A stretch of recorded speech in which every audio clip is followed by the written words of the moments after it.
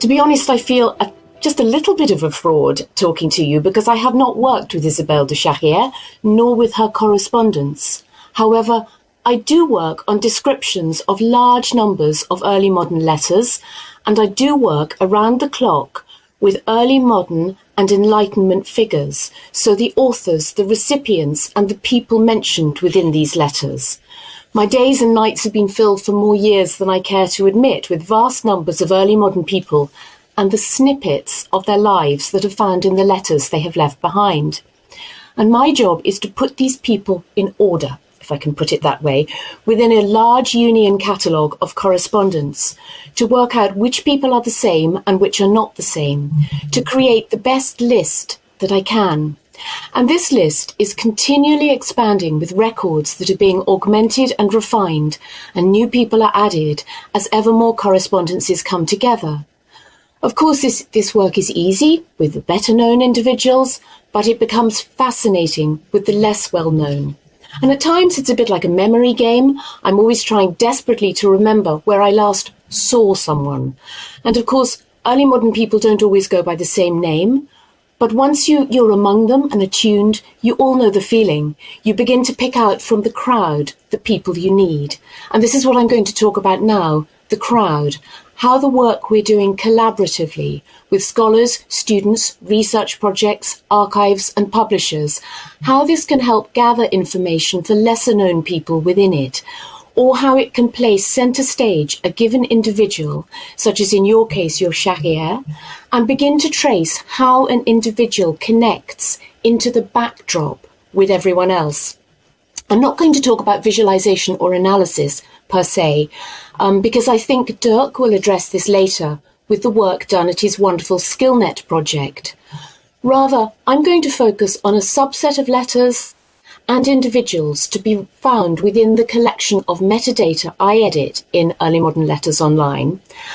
Not Charrière, because her letters haven't been listed yet in EMLO, but on early modern women and their letters more generally. And then within that, I will look at a small subset I've honed in on in recent weeks, so a sort of Russian doll effect, and I'm going to use this as an example of why it's so important to look around the figure that you're working with, to situate him or her in the landscape of the time. So, in the early modern crowd that I work with, how did this all come about? And the database Early Modern Letters Online, EMLO, we call it for short, which you see here, it began as an experiment. In its largest sense, it is a union catalogue that draws together inventories, so listings, of 16th, 17th, 18th and early 19th century correspondence. It was developed and is funded by a multidisciplinary research project at Oxford called Cultures of Knowledge, Networking the Republic of Letters, which was established to investigate how to begin the reconstruction and the interpretation of the correspondence networks that were central to the intellectual developments of the early modern period. As I say, it began as an experiment. In 2008, a group of historians wanted to see what would happen if top-level descriptions of letters that were in the process of being collected either for traditional hard copy print editions or for one pioneering born digital resource were drawn together into a database. The focus initially was on the scholarly letters of a cluster of key history of science figures, and this pilot brought together the correspondences for an English antiquarian, a Welsh natural philosopher and museum curator, an English but Montpellier-educated physician, and a mathematician, an English mathematician. And we added listings of the correspondences for two slightly earlier European figures, so a German-born intelligencer who settled for most of his adult life in London, but corresponded with people the length and breadth of Europe, and the Moravian-born pansophist and pedagogue Jan Amos Comenius, who fled his homeland, and while writing letters as he travelled across Europe, he was fleeing the war and the political upheavals that plagued the continent during his life.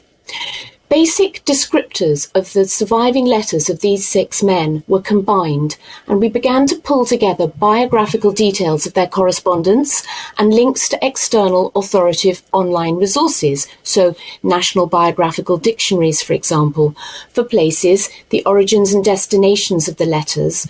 We captured geo-coordinates and larger administrative entities so that in future we would be able to search with these. And in some of the correspondences we tagged and collected details of the people mentioned in the letters themselves. However, we found we were dealing almost exclusively with male scholarly correspondence. There were very few women involved, just the occasional wife, sister or daughter. And in addition, we realised that the combined dataset was not large enough for an effective experiment, and we needed a backdrop against which we could situate this data, a landscape indeed. So we turned to an underused resource in the care of one of our founding partners, the Bodleian Library, and this was an analogue card catalogue, originally called the Index of Literary Correspondence, that was created between 1927 and 1964 for just over 45,000 early modern manuscripts in the library's special collections. And you see an example of the sort of thing I mean. You know, it's familiar to us all in the bottom left. By the time we began our work, these wooden drawers with their cards languished on a windowsill in the back corner of the Bodleian's Duke Humphrey Library, which could only be accessed with a special reader's card. Most library readers didn't have access, and most didn't know of its existence. So one of our main aims at this point was to make this catalogue freely accessible. But what turned out to be a joy is that in addition to considerable numbers of letters between individuals from across Europe who contributed in no insignificant way to the conversations and knowledge exchanges that played such a crucial role in the wider Republic of Letters, we found itemised within this catalogue a significant number of literary and scholarly letters involving women. The Bodleian Card Catalogue was EMLO's first encounter with a library catalogue, and I have to admit we learned on the job. We figured out how to disambiguate and reconcile tens of thousands of people names and place names, and how to do this efficiently, how best to work with an invaluable catalogue that had been put together by individuals who never imagined their work would be combed through and standardised in this way. They had not needed to worry whether one Mary Smith was the same as another Mary Smith, or a Marie Smith, or an M Smith. And if you think about it, although this is such an obvious thing to say, how many times have you growled with frustration when you search a library catalogue or an archival calendar because how do you find the women? How do you pull them collectively out of these catalogues if they haven't been tagged by gender and if you don't know their names? I've been facing this problem all over again in the last 3 years, with about 60,000 individuals found in the calendars of the state papers in the national, for the letters in the state papers at the UK's National Archives, and it's really hard to locate the women. Thankfully, however, in our project's pilot years, we didn't proceed with the male until proved otherwise rule, and right from the beginning, as we worked on the individual name records, we tagged the gender. Women tend to leave disproportionately little trace in historical records. All bar a very few, you can count on your fingers, did not receive a university education. Women changed their names, often multiple times, with successive marriages. If they published, they often used a pseudonym. And in the main, women's correspondence was not top of the acquisition lists of the early letter collectors. Thus, their letters haven't passed into the archives in particularly large numbers. Also, as we know, for a long, long time, few scholars studied or rated the work of women. And add to this the fact that women's personal archives were frequently destroyed, often on their own instructions at their deaths, and we see the majority of letters of women that have survived today really have survived against the odds. So women and their voices are in particular danger of slipping through the net. Of course, Nadine Ackerman was focused on spies in her recent publication, Invisible Agents, but she speaks there of the invisibility of women. And we were confronted by this invisibility when EMLO began. But after our pilot, as EMLO assumed a life of its own in which increasing numbers of scholars, publishers, libraries and research projects, all with a focus on letters, scholars who were interested in the lives and the work of women, they began to mobilise to address this imbalance. James de Bell from Plymouth University donated the metadata of about 500 letters written by or to late 16th and early 17th century women, and then together with my former colleague Kim McLean-Fyanda applied for British Academy funding to run a series of workshops to discuss with a group of scholars, including Inika, who's here today, and Nadine, how they would like their women's letters to be displayed. The unanimous decision to emerge from the working groups was that while it is important to search for women's correspondence, it is also crucial to be able to situate women and their letters within the broader landscape of men's correspondence. And that, thanks to James and to Kim, is what we've achieved within EMLO as Women's Early Modern Letters Online, or WEMLO, was born. In 2012, after 3 years of work on the Bodleian's Index of Literary Correspondence and these 6 pilot catalogues, we'd reduced a formidable number of undisambiguated names, and by undisambiguated I mean the one-off names, often as they're written in the letter itself, that have not been matched to any other wherever they're the same. We'd reduced this total number of about 10.5 to about 10,500 individuals, and of these, about I think 561 were women. It wasn't as many as we'd hoped, just 5% of the whole. But over the years since then, we've continued work at EMLO and WEMLO, and today, within about 174,000 letters spanning the years 1502 to 1857 at present, we've identified about 18,000 letters by or to women, and that's just over 10%, and among about 31,000 person records, we've identified about 2,650 early modern women, so that's not far off 10%. While we have 200 women scholars and students, they either have or are contributing to EMLO at present, many of them contributing to WEMLO with women's correspondence. But there is so much more that can be done, because these letters to, from, or mentioning women, all of us bring to the attention of the scholarly community, they provide invaluable biographical information about women that cannot be uncovered elsewhere.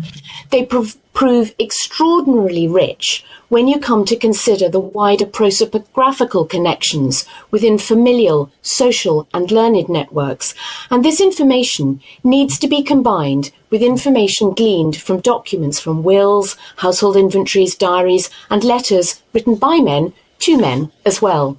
And together we've all got huge numbers of dots to join. At present, this is what we list in EMLO and WEMLO as a very basic entry for a letter. We include the 2 protagonists, the author and the recipient, the date, the calendar the date is recorded in, the origin and the destination of the letter, where it's known, perhaps the language or languages being used, and the repository and the shelf mark, and also any known printed versions. This is basic information, no more, but we always try to link out to full records, to texts, to manuscript images, to print and born digital editions that are hosted online elsewhere. And then, working with some contributors, sometimes we extend this metadata to capture the people who are mentioned in the text of the letter, or places or events, what's being spoken about, the book's reference, or the items that are being sent and exchanged. Or for archivists and scholars who wish to record this, details concerning the materiality of the manuscript, details of seals, of paper, of watermarks, the folding and wrapping. Only a few scholars and projects choose to spend their time recording these details in EMLO, but the capacity is there. And all these details entered into the correct fields are combined across the Union catalogue, and they're made searchable against all the other correspondence metadata and the people and the places that have been entered into EMLO, and of course, as I keep saying, Women's Early Modern Letters Online, WEMLO. This ocean of data in the Union catalogue is what makes up EMLO's background landscape. And I'd like to give you just quickly an example of how looking at this background landscape can help situate an individual, as well as piece back together a few additional but hitherto unconnected snippets of information. And all this work can be particularly useful in the case of our women, for whom not so many letters always survive. The English Anglo-Saxon scholar Elizabeth Elstob was the younger sister of a scholar called William Elstob. She worked with him. He died at the age of 31 in 1715, and Elizabeth, who lived on for another 41 years, continued at least initially their scholarly work. In 2015, Dirk's wonderful journal, Lias, published a select edition by Dawn Hollis of 42 letters from Elizabeth Elstob to George Ballard. EMLO and WEMLO already contained the basic descriptions of these letters because they had been itemised in the Index of Literary Correspondence that I showed you just now. And the recipient of these letters, Ballard, was an antiquary whose collections and correspondence were left ultimately to the Bodleian. Now, here you see a letter record page on the left in WEMLO for one of Elizabeth Elstob's letters, with all its various links out, including, of course, to Lias, where the PDF of Dawn's article with her transcriptions may be downloaded. I don't have room on one slide to show where the person records connected to this one letter lead off to, but please take my word for it, or look in EMLO itself, that the links head out from the people records in EMLO and WEMLO to the Oxford Dictionary of National Biography, to your Women's Writers database, Susan, to Wikipedia, to Wikidata, and to many more resources. At its basic level, you see, EMLO is really, it just acts as a signpost, telling users, go there for complete catalogue details and a transcription, click this link for a print edition on Gallica or the Internet Archive or on Google Books, follow this link here to view an image of the manuscript.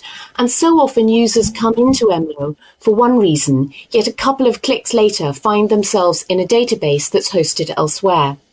But returning to Elizabeth Elstob, because we know Dawn Hollis, and there's a wonderful 21st network underlying all the work in EMLO and in WEMLO that's being done on the Republic of Letters, and Dawn is connected in network terminology to another excellent scholar who worked with EMLO in its pilot phase.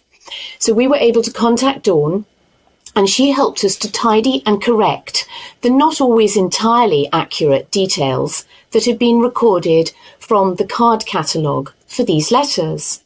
And then we linked from each letter record in EMLO to details of the relevant volume of Lias, and we tagged all the people that Dawn had identified as being mentioned in the letters. EMLO and WEMLO contain details of an additional 10 letters for Elizabeth Elstob. Some of these were to a figure called Thomas Rawlins, and I'll talk about him again in a moment. This then brought the total number of letters for Elstob's correspondence to 52. Now, in all, Elstob had just 5 people she was exchanging these 52 letters with. And then just recently, so we're 6 years after Dawn's publication, I've been looking at the letters of this antiquary called Thomas Rawlins, one of Elizabeth Elstob's correspondents. And 4 letters from her to him seem to exist. And I noticed that Elizabeth Elstob was being mentioned frequently in his correspondence with other people, so I began to tag the mentions of her each time I came across her. Most of these references concern her poor health and financial situation. In the main, Elstob's scholarly work came to an abrupt end with her brother's death. For unmarried, she was left without support and in considerable debt that had been incurred primarily by the publishing projects the two had undertaken together. Elizabeth Elstob disappeared from London when her brother died, abandoning her books and her manuscripts. She fled to a small town in Worcestershire called Evesham, and there she set up a school for girls. It seems no one knew where she was until about 1735, when she began a correspondence with this antiquary, George Ballard, for whom she wrote an autobiographical account of her brother's life as well as of her own. Through Ballard, Elstob was introduced to Sarah Chapone, who also, incidentally, has a catalogue of her own in EMLO, because in 2015 we encouraged an undergraduate in search of a topic to correct the metadata for Chapone's letters that came from this card catalogue, and to create a number of plain text transcriptions which we published. Sarah Chapone arranged a change in circumstance for Elizabeth Elstob and enabled her to take up the post of governess to the children of Margaret Bentinck, Duchess of Portland, and I think we saw a little glimpse of her earlier in Nicole's presentation on Elizabeth Montagu. Elstob remained in the Portland household until her death in 1756. All these ups and downs of Elizabeth Elstob's life are charted in the mentions of her in the letters of others. And to date, I found 74 references to Elizabeth Elstob in other letters, just in other letters that we have described in EMLO already. I've not looked any further. And these letters in which she is mentioned range from 1709 and they extend to 1770, so 14 years after her death. They involve 27 people talking about her. And remember, we find just 5 correspondents recorded within her surviving letters. 59 of these 74 third-party letters were written during Elstob's lifetime, and 11 were written after her death. 4 had been catalogued in the card catalogue, and thus in EMLO, with no date, but when I looked more closely, 1 referred clearly to Elstob alive, and 3 clearly to her dead, and long dead. Now, I don't know about you, but I was extremely excited that for a woman whose extant correspondence appears at present to be just 52 letters, that she is mentioned in 74 other letters by 27 other people. I find that really wonderful, because this helps to recreate the landscape that surrounded her. Just a few glimpses of third-party observations of what was going on in her life, and if you look in these letters at what else was happening around her. It might be, too, that these people talking about her during her lifetime also corresponded with her, and if we can track down more of their letters, this might lead to the discovery of a new Elizabeth Elstob letter or 2. It's possible. And then, of course, it's fascinating to see that there was sustained interest in her after her death, her afterlife. This really comes into its own when you have a figure who dies and then you tag the correspondence of someone working on that figure, perhaps a biographer. You know, think about, for example, Isaac Newton and William Stukeley, for example. Stukeley, yet another 18th century antiquarian, was a biographer of Newton, and he was the originator of the Apple story. And then, of course, there are all sorts of additional things that projects can do. You can look at second-degree contacts of a person's correspondence. So who the correspondents you've identified were, in turn, exchanging their letters with.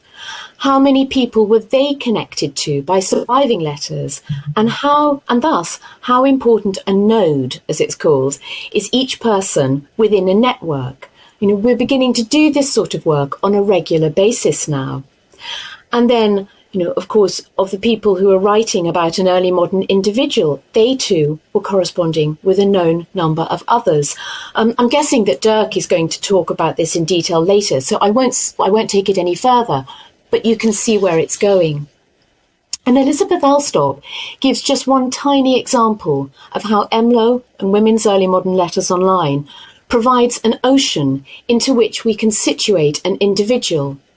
It gives validation to the decision made by those scholars at the WEMLO workshops all those years ago, because it illustrates the advantage of not working in a silo and of connecting to the larger pool and to other resources.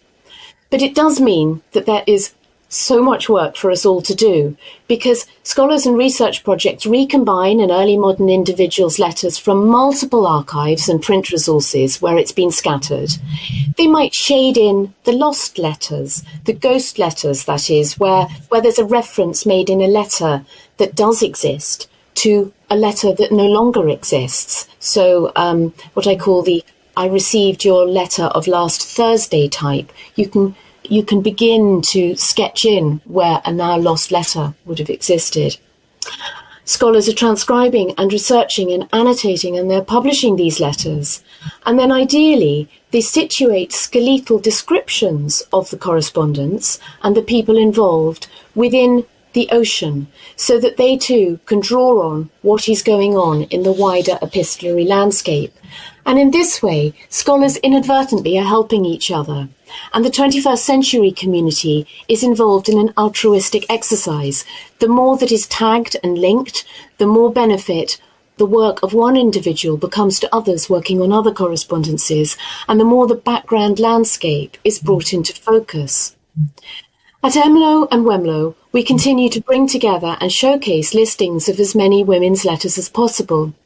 And given the problems created by the fact that relatively small numbers of women's letters survive, it's even more important as we work to tag and index collectively as many references to women as possible that can be teased out from the texts. So I am really keen to encourage this work. And I have an exponentially expanding list of what I call starter catalogues. And this is where metadata, descriptions of letters, has been partially compiled, often as a cumulative byproduct of scholars and projects working on other correspondence catalogues, but where further work and research is needed to bring each inventory to completion. About 15% of the figures identified for further work at present on this list are women, and I hope very much this number will increase significantly and that the number of women's letters listed in WEMLO will grow. We welcome new catalogues. And increasingly, scholars working on an individual are asking me to suggest a key correspondent of their figure as a subject for work as a starter catalogue, because collecting these letters will be of relevance to their research. So we're beginning to work like this as well with projects. Yet increasingly, there's the need to return to basic metadata we have already uploaded into EMLO, such as that card catalogue metadata I've been talking about, to add further detail and to tag and even transcribe what is found in the letters. Many of the students working on EMLO's starter catalogues are extremely keen to transcribe, and we've been running regular workshops for quite a while to enable this. And all this work feeds into the cultural landscape, and it means lives that have been in danger of being forgotten and voices that have lain silent for centuries, particularly those of women, can be seen and heard once again. Tagging references to women in the letters of others is one way of enriching the landscape in which they lived, and Elizabeth Elstob is proof that women are talked about both during their lifetimes and after their deaths. I think I'm going to stop there, but I just like to thank you, and I look forward greatly during the rest of today to learning more about Shahriar and the landscape in which she lived. So thank you very much.